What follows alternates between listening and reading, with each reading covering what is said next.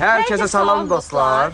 Bugün sizə Almanyada bizim rastlaşdığımız və bizə qəribə gələn hadisələr haqqında danışacağıq və istəyirik ki, Almanyaya gələcək və həmçinin gəlmə fikrində olan bütün şəxslərə də bu videomuz bir nümunə olsun və onlar da ən azından bu videoya baxaraq başa düşsünlər ki, Almanyaya gələrək hansı qeyri-adi hadisələrlə rastlaşa bilərlər. Yəni dostlar, biz şəxsən Almaniyaya gələndə bu gördüyümüz hadisələri təəccübləndik və yəni heç vaxt bir şey biz Azərbaycanda görməmişdik. Nədir, nə gördük, nəyə təəccübləndik, bunların hamısını sizinlə bölüşəcəyik. Keçək videomuza. İlk növbədə dostlar, arxamızdakı bu gözəl mənzərə üçün Kənana təşəkkürlər. Çünki buranı Kənan tapıb və dedik ki, gedək burada video çəkək. Həm də izləyicilərimiz də Almanyadakı gibi gözəl mənzərəli yerlərdən xəbərdar olsun. Düzü biraz donub, amma yəni atcanda yəni, çox qəşəng mənzərəsi olur. Göl biraz dolub, amma içindəki ördəklər hələ sağdır. Şükür onlar donmayıblar, baxdım. Biraz söhbət elədim ona, neysə. Bu istərsən, kəsərsən. Aha.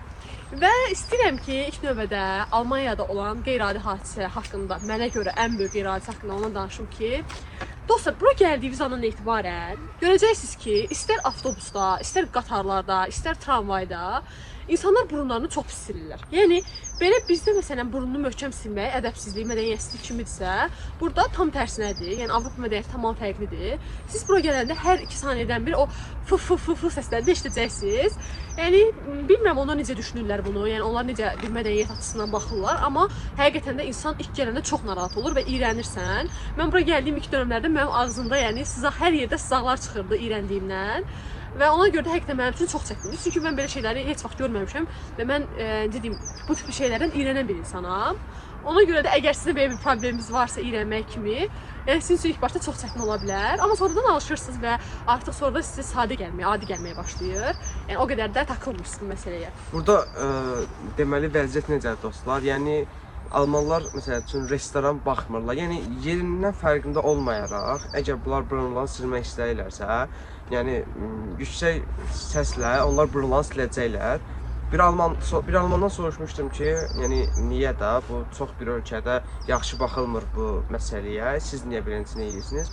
Onlar deyir ki, bizdə əksinə olaraq hörmətsizlik ona baxırıq ki, yəni sən restorandasan və yaxud da nəqliyyatdasan, hər hansı bir yerdəsənsə, burnunu tez-tez çəkməkdənsə, bir dəfəmlik çəkib rahatlaşırsan, biz də rahatlaşırıq. Yəni bunlar üçün düzgünü budur. Çox fərqlidir. Dostlar, ikinci təəccübləndiyimiz məsələ odur ki, yəni burada demək olar ki, bazar günü müqəddəs gün sayılır. Yəni bazar günü siz heç bir Almanı və yaxud Almaniyada yaşayırsınızsa insanları narahat edə bilmərsiniz. Belə deyim də, bazar günü həyat sönür, heç bir restoranlar da çox işləyir, o da ki, türk restoranları işlədir. Yəni demək olar ki, çox Alman restoranı bazar günü bağlı olur və bazar günü supermarketlər bağlıdır. Yəni sən alış-verişini, həftəlik bazarlığını sən 6-cı günə artıq tamamlamalısan. Aytəclə biz ilk günlər gələndə demək olar ki, bu tuzağa düşmüşdük. Hansı ki, gələndə elə bildik ki, yəni bazar günü açıqdır. 6-cı gün heç nə almamışdıq. Bazar günü survivor yaşamışdıq, yəni heç nə yox idi. Nə var idisə ondan nəsə eləmişdik. Yəni burada hamı belədir. 6-cı gün supermarketlərdə çox adam olur, çünki alış-verişlərini eləmək üçün həftəlik, aylıq alış-verişlərini eləyirlər. Və bazar günü belə deyim, heç kim evdə saat 7-dən sonra usta işi görə bilməz və yaxud da səs-küylü olan heç bir işi görə bilməz.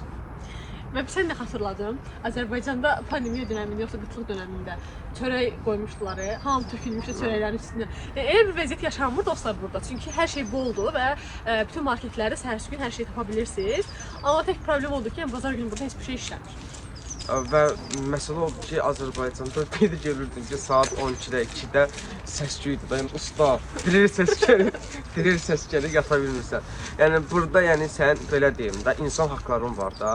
Sən əgər kimsə narahat eləyirsə, polisə zəng edirsə, yəni bunlar çox əlçini edir. Səninlə heç kommunikasiya qurmurlar. Bir dəfəlik polisə zəng edirlər, deyirlər ki, sənin işin artıq polislər, get polislə həll elə məsələləri.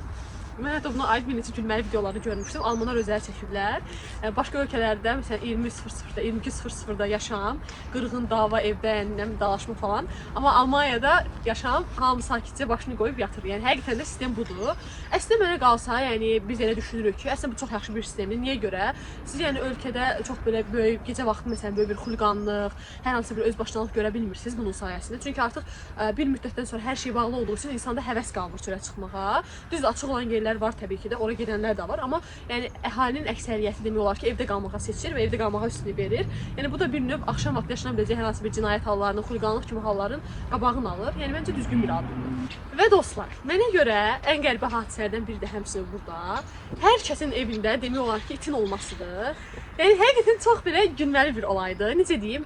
Biz Azərbaycanda yəni görmüşük ki, hər yerdə küçədə və yaxud da nə bilim məsələn restoranların qarşısında falan pişiklər görək, pişik məsələn toplusu görək, it toplusu görək. Həmçinin mən Binəqədidə yaşayırdım və Binəqədiyə girdiyim zaman etibarən birisi bir topa insanlardan qabaq itlər qarşılayırdı. Amma burada yəni heç bir yerdə siz küçə iti, küçə heyvanı görə bilmərsiniz. Nə istər pişik olsun, istər it olsun. Yəni bu kimi küçə heyvanları yoxdur. Mən bunu ilk görəndə çox şaşırmışdım. Düşünmüşdüm ki, bəlkə də bu heyvanları özləri nəsə bir şey eləyir, küçələrdən yığır. Amma sonra gördüm ki, insanlar həqiqətən heyvan sevərdilər. Yəni heyvanlara qarşı hər hansı bir zərər verməyə düşünmürlər. Sadəcə olaraq onlar belə həmin heyvanın sahibsiz olmasını istəmirlər. Düşünürlər ki, o heyvan sahibsiz olan kimi biz ona baxaq, biz onu saxlayaq. Və hətta bunun vergisi də var. Yəni it vergisi var burada. Saxlayırsınız, mütləq şəkildə dövlətə vergi ödəməlisiniz. Yəni ona görə də həqiqətən çox qəribədir və siz hər evdə təqribən 2 ya da 1 it görə bilərsiniz, minimum 1 it. Çünki onlar düşünürlər ki, okey biz bütün günü məsələn işləyirik, eləyirik, amma bizim istirahət vaxtlarımızda itimiz olsun, çıxaq onunla gəzək, məsələn onu yemləyək. Yəni onlar buna terapi kimi baxırlar. Ona görə də əslində çox fərqli bir mədəniyyətdir, it saxlama mədəniyyəti. Düzdür, bizdə də var, bizdə də saxlayanlar çoxdur, artıq çoxalmağa doğru gedir. Amma məncə yəni Almaniyada kimi deyil, çünki siz artıq hər hansı bir evə qonaq gedəndə yəni insandan qabaq sizi it qarşılayır. İt sanki yəni qapını açır, yəni sizi qarşılayır. Yəni belə deyə bilərəm. Ona görə də həqiqətən çox fərqli mədəniyyətdir mənə görə. Yəni bir də məsələn burada yəni heyvan saxlayanlar öz qapılarının ağzına yəni bir plakat yapışdırırlar ki, bu evdə it yaşayır. Bəli. Yəni zəhmət çəkirlər, plakat alırlar, onu yapışdırırlar ki, insanlar bilsin ki, bu evdə it yaşayır. Qapını çalanda yəni qorxub eləyərlər deyə belə bir addım atırlar. Yəni mən də Aytəzin dediklərini qoşuram. Yəni burada yəni almanların demək olar ki 90% heyvan saxlayır. Bir dənə küçə iti görmürlər. Yəni görmək olmazsa küçə iti yoxdur. Yəni özü bu itlərin də yemləri, vacimatları baha olduğu üçün də həmçinin də bunlar bu şeylə razıdır. Bəli. Dostlar, 4-cü ən deyərdim ki, təəccübləndiyim məqam budur ki, yəni siz burada termin götürməmiş heç bir işinizi həll edə bilmərsiniz. Yəni bura ilk gəldiyiniz gündən sizin burada evə qeydiyyat düşməyə lazımdır. Sonra artıq banka gedib bank kartı açdırmalısınız. Bank kartı açdırmaq üçün də anmeldungunuz lazımdır sizin. Anmeldung yəni evinizə qeydiyyata düşdüyünüz sənəddir. Yəni bu sənədi də götürməlisiniz, siz termin götürməlisiniz. Termin də ki sizə yəni elə şəhərlər var ki, böyük şəhərlərdə daha gec müddət olur. Elə balaca şəhərlər var ki, siz 1 aya, 3 həftəyə götürə bilirsiniz. Yəni mən belə düşünürdüm ki, lap əlavə pul istəsələr belə, yəni gedib mən verməyə hazıram ki, mənim işim tez bir zamanda həll olunsun, amma elə bir dünya yoxdur. Yəni sizə termini nə vaxt veriblərsə, siz o vaxtı gedə bilərsiniz. Məsələn, bir dənə asan bir, yəni bir 10 dəqiqə, 20 dəqiqə məsələniz varsa, məsələn asan xidmətə gedirdik, yəni müsbət həqiqətən də yəni müsbət tərəfləri də var. Yəni nə qədər Azərbaycan mənfi tərəfi olsa da, mənə görə müsbət tərəfləri də var. Yəni elə bir sənin çox bir zamanın yoxdur, qısa bir müddətdə həll eləməlisən. Asan xidmətə gedirsən, o 1 saatda həll olunur. Yəni amma burada isə sənin sənədin 1 aya həll oluna bilər. Hansı ki o məsələ 10 dəqiqəlik həll oluna bilərdi. Və burada termin götürəndən sonra əgər sən terminə getməsən, sənin postu var. Cərimə gəlir ki, sən terminə gəlmədiyin üçün sənə 60 euro cərimə tətbiq olunur. Və həmçinin də bunu da deyim ki, burada hər şey poçtla təmin olunur, tənzimlənir.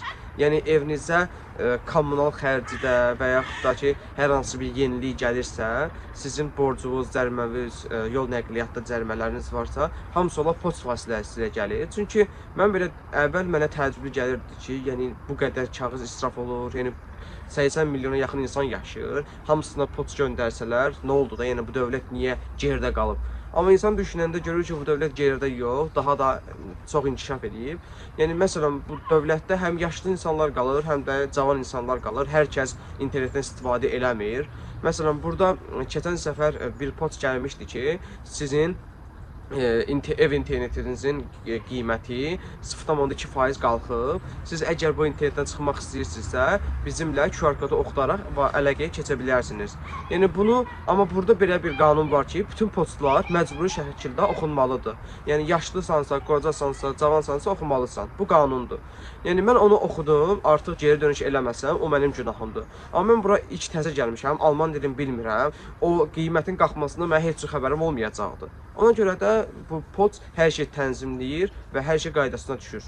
Və dostlar, mən də həmçinin burada Kənan dediyinə qatılıram. Çünki ilk başda mən bura gələndə, yəni Almaniyada termin sistemi ümumiyyətlə necədir və terminə getməsəm nə olar bilmirdim. Və bir həkimdən termin almışdım. Daha sonra isə başım qarışdığı üçün həmin həkimə getməmişdim. Əslində o günü heç bir planım yox idi. Sadəcə olaraq unutmuşdum. Və daha sonra bir də gördüm ki, mənə e-mail gəldi və e-maildə mənim cəriməmin qəbzini qoymuşdular və həmçinin daha sonra o mənə poçtdan gəlmişdi. Mən isə onlara e-mail yazaraq bildirdim ki, mən burada yeniyəm və buranın qayda qanunlarını bilmirəm. Ona görə də ola bilərmi ki, siz bu cəriməni ləğv edəsiniz? Onlar da bildirmişdilər ki, problem deyil, bu dəfəli ləğv edirik, amma daha sonraki vaxtlarda yenə də termini qaçırırsınız və gəlməsiniz, bizə xəbər etməsəz, artıq ödəniş, yəni cərimə alınacaq sizdən. Bunun da əsas səbəbi çox sadədir dostlar. Onlar bunu ona görə edirlər ki, siz getmədiyimiz bir vaxtda əslində başqa bir xəstə gəlib orada yoxlana bilərdi və həmçinin müalicə ala bilərdi. Siz həmin insanın artıq sağlamlığına mənfi təsir göstərmiş olursunuz və həmçinin həkimin vaxtını alırsınız. Ona görə də onlar belə bir qayda edərək əslində ədaləti sağlamış olurlar özlərinə görə və məncə də çox ədalətli bir sistemdir.